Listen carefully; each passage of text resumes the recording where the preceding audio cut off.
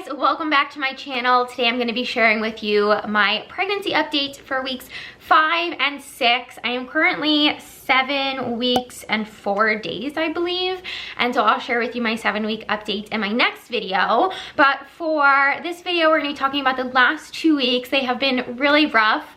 I'm actually pretty proud of myself that I am sitting up and I have my hair done and makeup on, because that has been the absolute last thing on my mind these past 2 weeks. One of my absolute favorite things about doing these pregnancy updates and sharing my journey with you guys is finding out that so many of you are in the same stage of life, in the same stage of pregnancy, in your first trimester. And so I hope sharing that some of this helps you.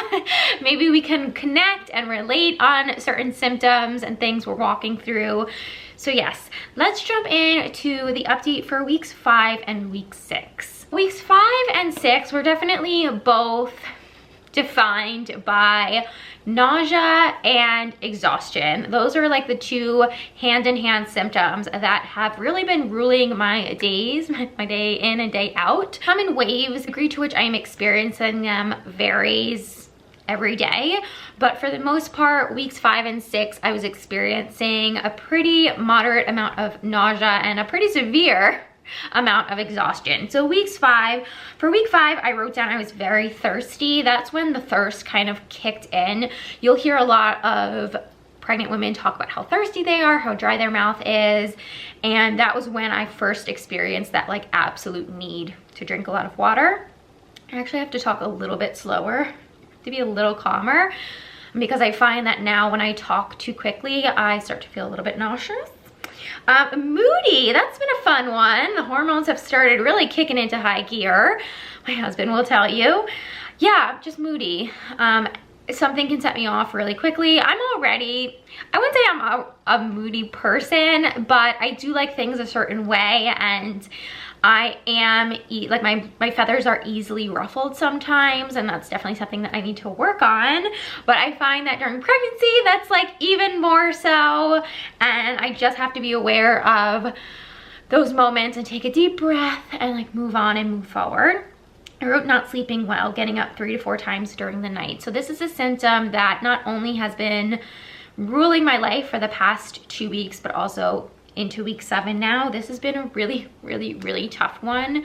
If you have been a subscriber following my journey, if you followed my first pregnancy and then Hugo and my son being a newborn, you'll know that my son did not really sleep for the first 8 months of his life. He had a really inconsistent sleeping pattern, and he really only slept for like max 90 minutes a stretch. I was really lucky if during the day he would nap for like 3 hours, and that's when I would normally try to get a little bit of sleep in.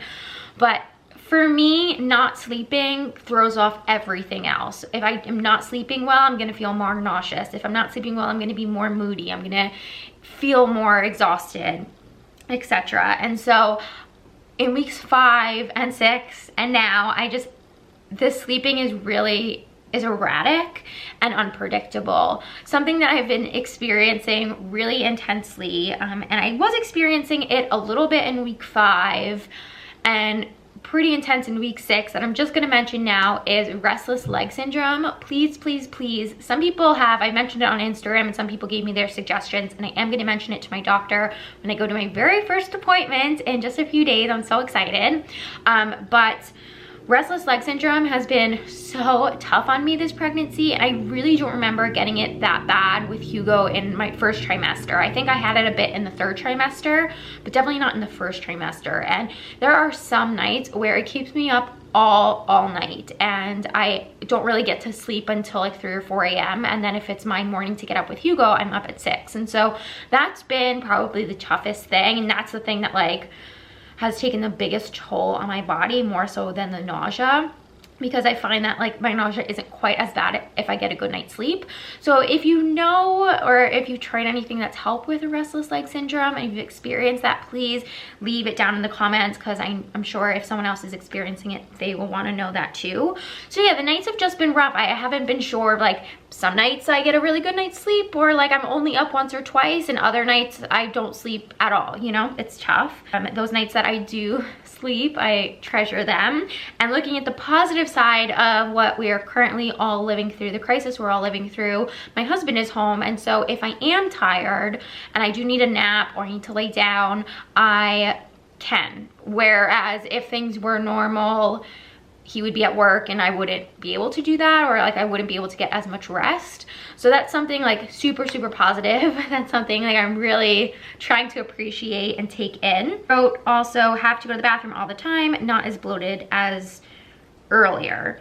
So I was really bloated in the first few weeks of pregnancy, and slight nausea in the, oh sorry, have to go to the bathroom all the time. Yeah, I mean, that's just gonna be a normal, it's just a normal pregnancy thing.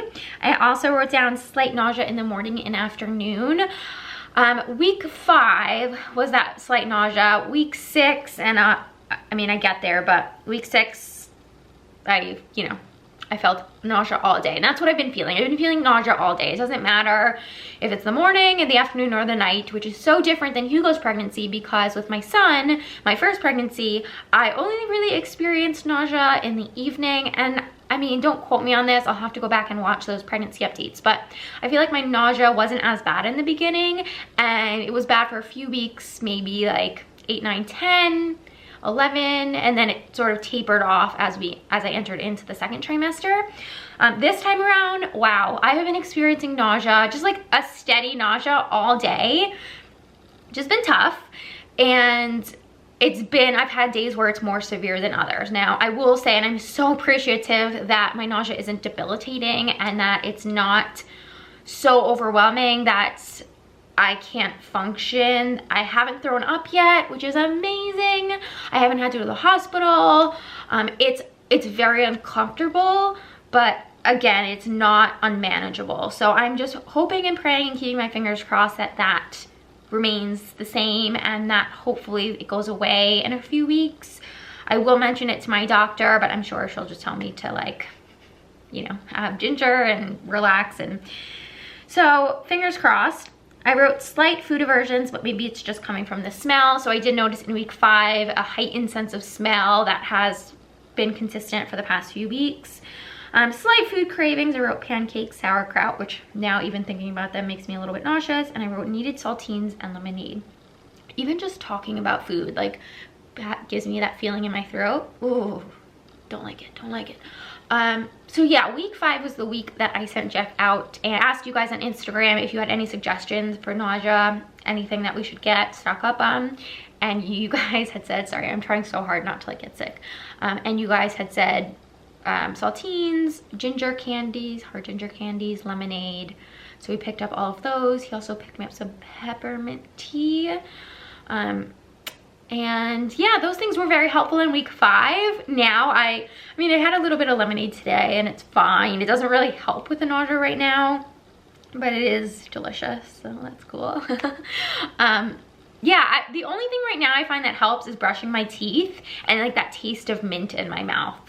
So a few of you did, I said yesterday on Instagram that I was feeling really sick and awful, and you guys gave me some really great suggestions. One of them was like mint Epsom salt, which sounds lovely. And then someone had mentioned, I think it's Unisom, I think. That's sort of like, I think it's an over-the-counter. I'm not sure. I'll talk to my doctor about all those options and we'll see. Again, the nausea isn't so debilitating.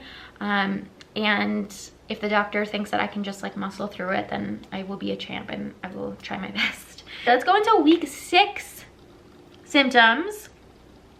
Day 1, I wrote no nausea, but starving. I craved fried rice. So I caught this in one of my weekly vlogs, I think, or day in life, whatever.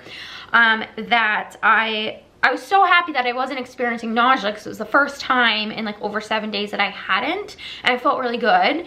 And then I had this like weird craving for fried rice. Jeff made it for me and it tasted so delicious. For week 6, I also just wrote just very, very tired. Week 6 was really for me defined by the level of exhaustion I was feeling constantly. And again, I'm so grateful that my husband has been home because he has been able to really take care of Hugo while I rest.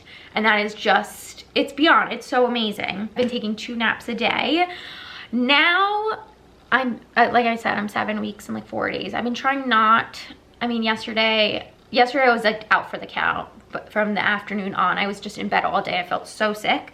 But today I feel good. So like today I'm gonna try not to take any naps. I'm not a napper. I don't like napping. It makes me feel like not great. And especially like being that we're all home, it just like, it messes with my mind even more, confuses me even more.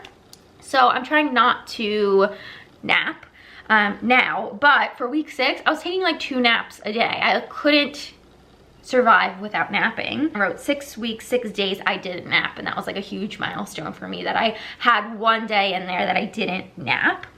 Then some symptoms that I wrote down that existed during weeks 5 and 6 that I just thought I would mention. I wrote down restless leg, which I mentioned earlier. Burping, like having indigestion, is definitely something that I found. Sorry, I'm like sitting on my feet and it's getting uncomfortable. That is a symptom that I have been experiencing. Not severe, I wouldn't even say moderately, but very, very mildly. Boobs are still big and sensitive, but not terrible, which is great. So I've definitely noticed like my boobs growing. I haven't noticed, I think my nipples are bigger, but I don't think they're darker. Like they haven't transitioned into that like breastfeeding boob just yet, but they're definitely bigger, which on me is it like not hard to see because I'm normally so small chested. And they're sensitive, but it's not awful. If I wear a bra all day, which like we're home all the time, I'm not, but if I do, then by the end of the day, they're pretty like tender and sore, but beyond that, it's fine. I haven't been working out as much, but I'm trying. I wrote down, but I'm trying. Yeah, so like I mentioned in my last update, I'm so grateful that I have been working out those first few weeks, those very, very early stages, because I do think it's helped carry me through these past few weeks that I haven't been able to work out as much. I did work out yesterday, super proud of myself, especially since yesterday was a disaster by the end of the day. But it's not something I've been able to do every day, and I know that like it will make me feel better down the road, etc, etc. So I'm trying to do it when I can, but it's tough. It's definitely tough. Let's talk about the baby stats, and then I will show you the pregnancy apps. I had a question about what pregnancy apps I'm using, so I can show you guys that. So the baby, I'm already into week 7 on my app, so let me go back. I know on my apps, oh my gosh, I'm so out of breath. You know, being that we're home all day, every day, day in and day out, I don't find myself like talking all that much. So it's interesting now like talking and realizing like, oh wow, I'm out of breath. The baby was the size of a blueberry last week for week 6, super cute. And baby is developing more and more every day. It says week 7 is prime time for increased need to pee, and your baby may have a heartbeat, which is amazing, but I know that's not week 5 or 6. My baby looks super cute. Let me talk about the 3 apps that I'm using, because I'm using 3 pregnancy apps. I'll be honest, I love the pregnancy apps for keeping up with baby's development and baby's growth and to seeing like what baby's doing, but I don't find them like incredibly necessary for like pregnant mom. I like the little tidbits of advice and stuff that you get from them, and I do appreciate the community boards and all that stuff, but I don't know, I don't find them like as incredibly necessary as I did the fertility apps. So the first app that I use is Ovia Pregnancy. If you guys have been here for a little while, you know that I used Ovia Fertility to track my ovulation and my cycles, and I was obsessed with that app. I love that app so, so much, which is why transitioning to Ovia Pregnancy just seemed like really natural, and I used it with my son. It's pretty standard, to be honest. There's nothing like too flashy about it. I like all of the, like they give you a lot of like, little tidbits every day, which I appreciate because some apps don't. But this app, if you give them your email address, they'll send you a little email every day and say like 7 weeks, 1 day, this is what's happening. 7 weeks, 2 days, this is what's happening. So I like that. But when it comes, like when it comes to like the illustrations of baby, they're pretty rudimentary, you know. So the other app that I use is the What to Expect app. So you guys, I'm sure, know that book, What to Expect When You're Expecting. It's a classic. And I started using this app. The reason I'm using this app again is because my husband and I get a kick out of the weekly videos, and the woman who narrates them, Heidi, I think her name is, we just really think that those are so funny. And we remember watching them and like being obsessed with them when Hugo was in my belly. And so now it's just so crazy rewatching them for a new baby. So that's the reason that I'm on the What to Expect app. And then the last app that I recently signed up to that I love, and is probably the one that I would recommend the most, is Pregnancy Plus. So Pregnancy Plus is a really cool app, and the reason that I recommend it the most is because of the rendering, the baby rendering that they have. So instead of it being a cartoon, instead of it being like super kitschy, it's actually very, very lifelike. So this is what your baby looks like now, sort of thing. I think that that's so neat that you can like, I don't know, it's so much more realistic than a cartoon drawing, and I love that. And you can like tap and the baby will respond, and you can click different parts of the baby for information, and it's very thorough. It's very thorough and very in-depth, which I really appreciate. So those are the 3 apps I'm using. If you're looking for one, I would say Pregnancy Plus is probably the one to go for if you're looking for that very like realistic image and tracking of your baby. And the other ones are great though too. The last thing I wanted to mention is that I have my very first OB appointment on Monday, and that is bananas. I cannot believe it. I am so incredibly excited. Because we are living under very uncertain and scary times, Jeff will not be able to come with me. We recently found out that I will be going to the appointment alone, and there is like a whole procedure on how they want me to enter the building, and when I get there I have to call, and it's gonna be a whole thing. I am gonna vlog the experience more so now than ever because Jeff won't be able to be there. I don't know if I'll be able to film inside or film the ultrasound or anything, but I'm really interested to see how it'll go. I think I'm more nervous for that than anything else because I really love my doctor. Been through it before. I'm nervous. I'm hoping that everything obviously is fine with baby. I'm just trying to stay as positive as possible. And yeah, just trying to stay like really clear-headed and level-headed. That way the appointment can go as smoothly as possible. And although I like so wish that Jeff could be there, and that was something that was so special when we heard Hugo's heartbeat for the first time, I know that it's safer for him to stay home and safer for him to be home with Hugo, and I can venture out by myself. So that is something that I'm really looking forward to that's coming up. And I will have a week 7 update for you. Being that these weeks have been really intense, I figured that maybe for the next few weeks I would do weekly updates, and then maybe move back to bi-weekly. We'll see. Thank you guys so much for watching. Don't forget to subscribe, and I will see you in my next one. Oh, before I forget, let me show you my belly. My week 7 belly.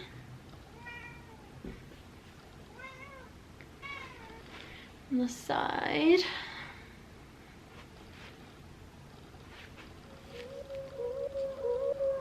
Okay guys, bye.